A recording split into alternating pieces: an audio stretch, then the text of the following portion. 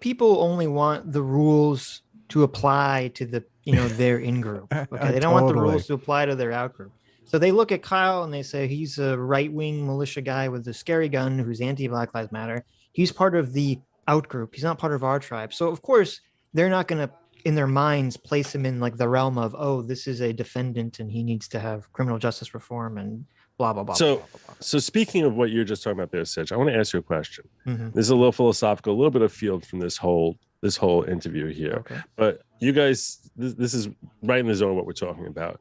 When the left sees hypocrisy of their leaders, they see Obama ignoring mask mandates and having a party at Martha's Vineyard, or Nancy Pelosi going to her hair dryer, or all these other forms of hypocrisy that we see left and right. Gretchen Whitmer going off on her boating thing and doing her own crap. How do you think that makes? Do you think that bothers their followers, the sheep below them? No. Do you think that bothers them, or just does not bother them at all? If not, why do you think it does not bother them? I mean, I have a theory on this, but I want to hear your thoughts. Well, no, I mean, no one, because the way morality works is people saying, "Oh, we have to judge our in group, our team differently than the out group." They always let the in group kind of get away with stuff. No one, for the most part, obviously it's different depending on the situation, but for the most part, people are not really persuaded against hypocrisy unless they're told that this is a bad thing by other people on their team. So as you're saying, you have Obama out there and they're violating the mask mandates, and the left doesn't care, and they're not going to care unless some big voice on the left comes out and tells them it's wrong. I mean, it's the same thing, with Trump and his kids, getting, Hunter Biden-esque kickbacks from China or whatever company they're involved in. No one cares. No one cares about any of this stuff. And it's because, unfortunately, hypocrisy is not persuasive at all. Mm. It is painful a bit to see your team engage in hypocrisy, but you're still going to give it a pass. Well, here's the difference. If the reason they don't care, I think, is because they know that the hypocrisy is being weaponized by the other team. Right. And so they're more concerned about defending their team and their position than rooting out the hypocrisy on their side. So like, if it was a vacuum, say, if there was no right and left, or the left and right were completely separated from each other and they lived in different countries, then I think they would care about the hypocrisy. But since they know that's going to be weaponized by their ideological enemies, then they circle the wagons, so to speak. That's a very interesting thought, Sitch. I had a different perspective. I want to bounce off of you guys, and that is, I don't think they view what we call hypocrisy. I don't think they view it as hypocrisy.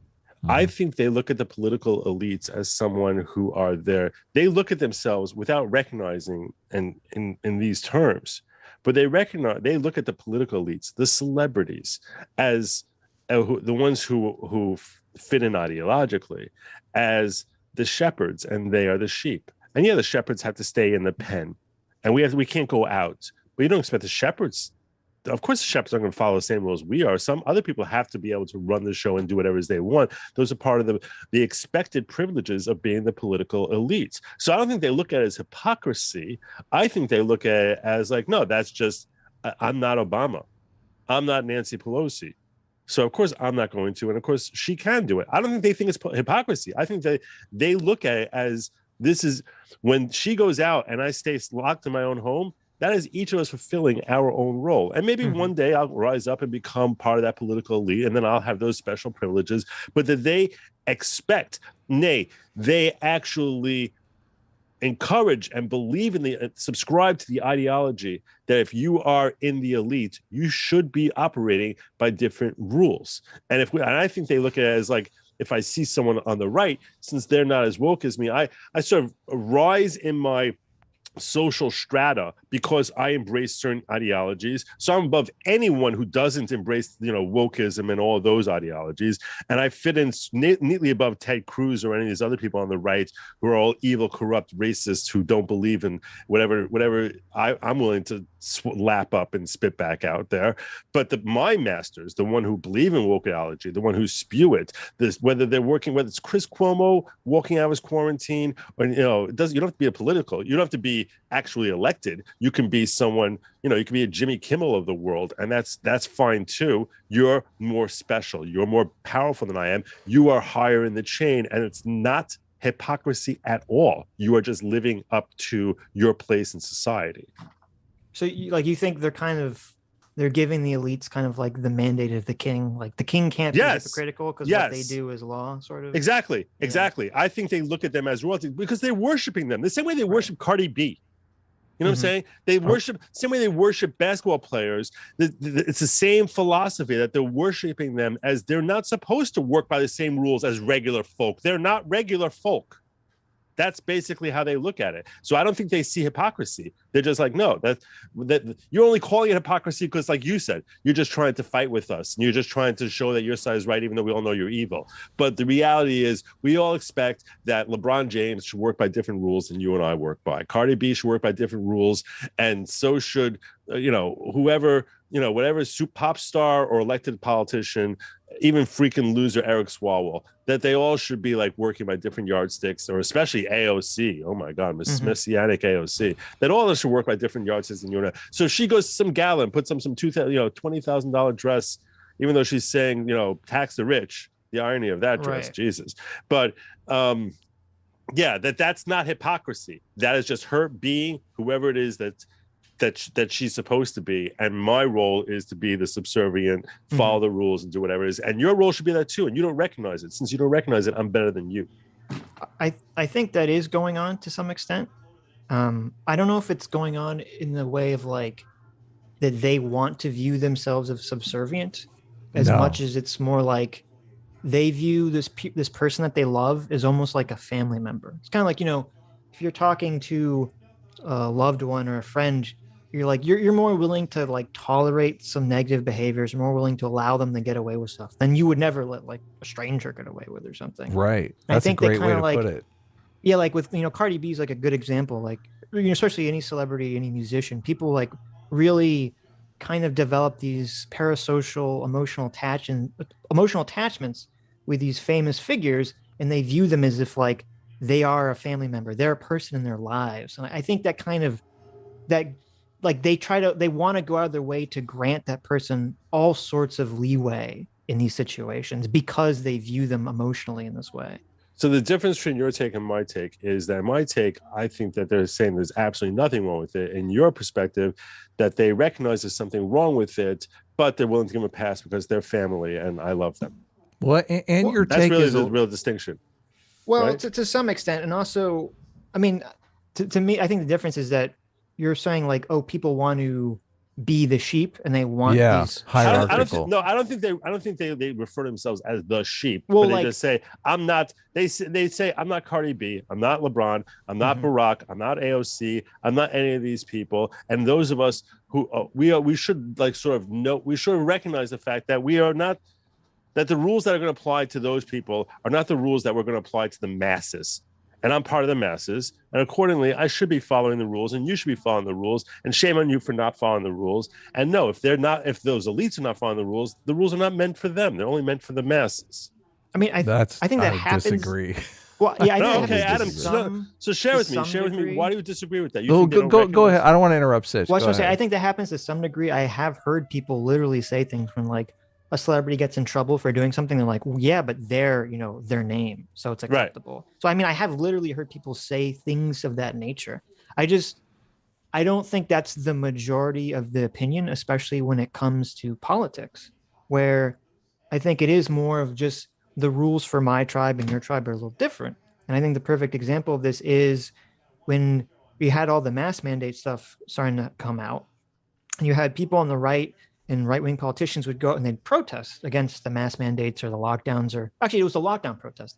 You had a bunch of people on the right would come out protesting against the lockdowns. And you would see in the media kind of this nonstop, oh, look at these people. They're protesting against the lockdowns. None of them are wearing masks. All they're doing is spreading COVID. They're so bad. They're so irresponsible.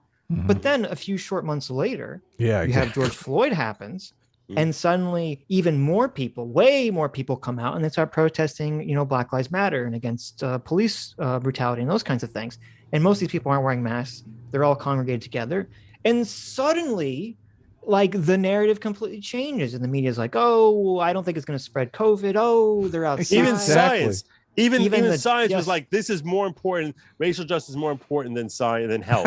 Like, right. And it's not really dangerous anymore. Right. Yes. Science. You had these doctors come out and say it was acceptable. And so to me, it's like, it isn't, it's just a question of that since they view the cause as worthy, suddenly the rules change in their minds. Yes, totally. So that's just how I what Sitch said, I think, is perfect, because Sitch found a way to take the hierarchical element that you're stressing out of it. The family member thing is perfect, because I think people on the left.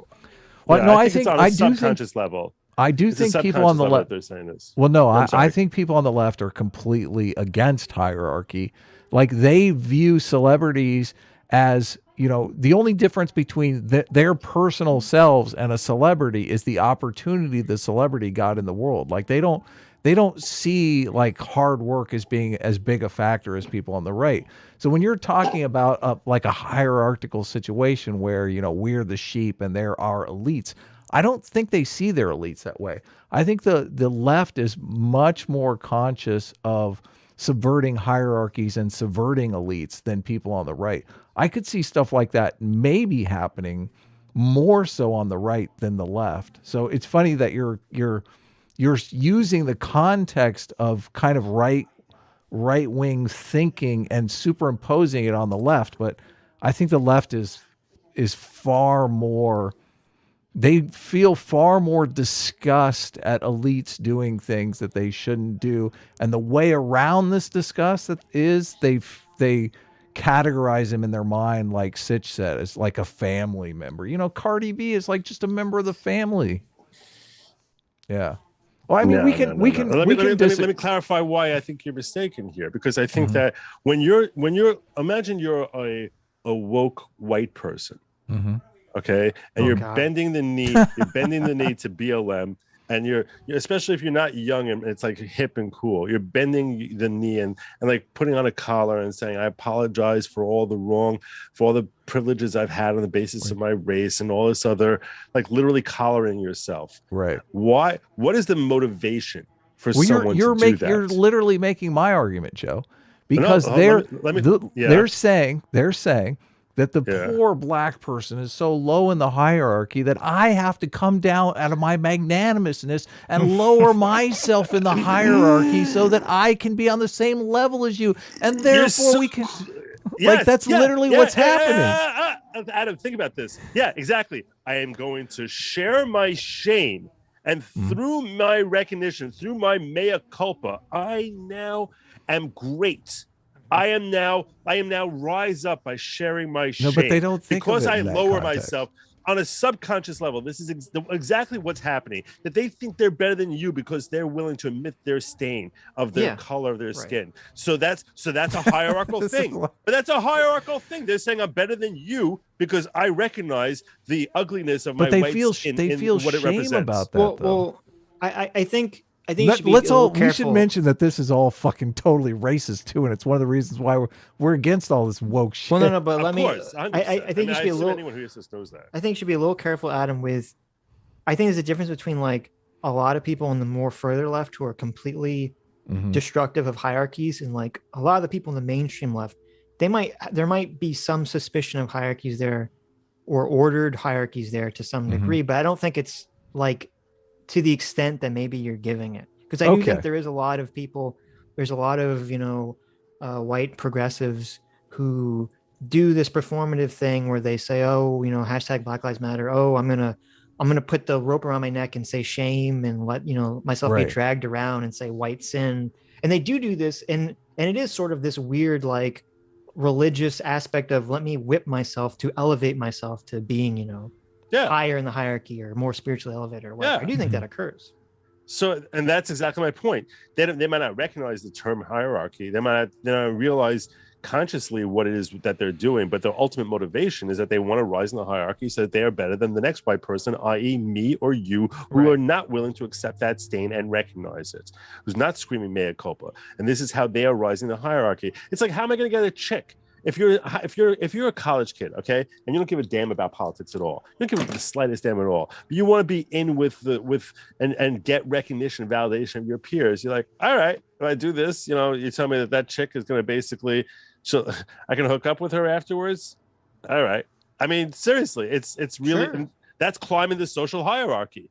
Oh, Whereas yeah, I if I mean, don't go along with the program, everyone's going to spit at me and tell me I'm a racist, and I don't want that. So I might as well go along with the program. But the That's original, climbing the hierarchy. just the original claim though that you were making was that people look at Nancy Pelosi as one of the elites that is allowed to break the rules because the rules don't apply to the elites. And I could see someone like a monarchist saying that, like, of course, he's the king. It's his rules, not our rules. We're the subjects. Different rules apply to us. But someone on the left is going to say, I mean, even if they're on the moderate left, like Sitch is pointing out, someone is going to say, like, different rules apply to Nancy Pelosi than apply to rank and file Democrats. Well, Hell no. They're going to say, fuck that. I've never specifically seen that with well, I have seen it with politicians. I've never seen it with Nancy Pelosi. I have seen it more with very famous musicians where they are treated by fans, especially female fans, to have this sort of like divine royal status that ascends them beyond everyone else. So I have witnessed this. I mean, but yeah, I'm you not sure see this it. is like, yeah, but I'm not sure this is the main motivator when it comes to like these political disagreements, like But the difference between the philosophically, BLM though, protest and the lockdown protest. this is a giant difference between the left and the right philosophically, though. The right is fine with hierarchies. The right is better at forming hierarchies, and the left is always. I mean, I agree with you, Joe, in that they are status conscious, but the whole point of the left is to be like, oh, on the DL about it, not to be open about it because it's so repulsive to most people. I agree with you that it's on the DL, but you recognize that there's no more hierarchical system than socialism. I mean, that's what whole Animal Farm is all about. That's some. Well, I think it devolves. I think it devolves there, and it devolves. And my point is, it's even starting there. It even starts on a subconscious level. They might preach something else. They're preaching something completely different, but on a subconscious level, it's already even starting there. That we don't expect Nancy to operate by the same rules we do. Right. And that's what I'm saying is even at this point where they haven't gotten anywhere in developing socialism, even at this point, as Sitch pointed out, you hear people say, well, come on, it's LeBron. He's not going to work by the same rules as you or me. It's the same. And it's the same thing with Nancy Pelosi. I don't think they recognize what they're saying is that that while they're preaching against hierarchies, they are the ultimate hierarchy. And you have to remember too, Adam, is that there are, on the political spectrum, there are authoritarians on the left and the right. And that's why you get these because there are the tear it all down, let's live in anarchical communist society, Antifa people who want to live in the Chad or the Chaz or whatever it was in Portland. But then there are the people who are like, hey, our markets should all be controlled by a group of, socialist elites who will dictate what everyone does. And I mean, that's obviously very hierarchical thinking in that respect. Yeah. I think there are contradictions within it, but I mean, my take, like the idea, the aspiration behind socialism is that we will form a non-hierarchical society. The reason why I think it becomes hierarchical is because everyone has a plan until you get punched in the face, and then the plan that once you're punched in the face, the plan becomes hierarchy, because that's just the way fucking reality is structured. I mean, I'm sorry. So the aspiration that they always try to live up to is it's simply unattainable. So liberal democracies are the closest that we've come to. We got a good middle class out of liberal democracies that just doesn't exist in other forms of government. So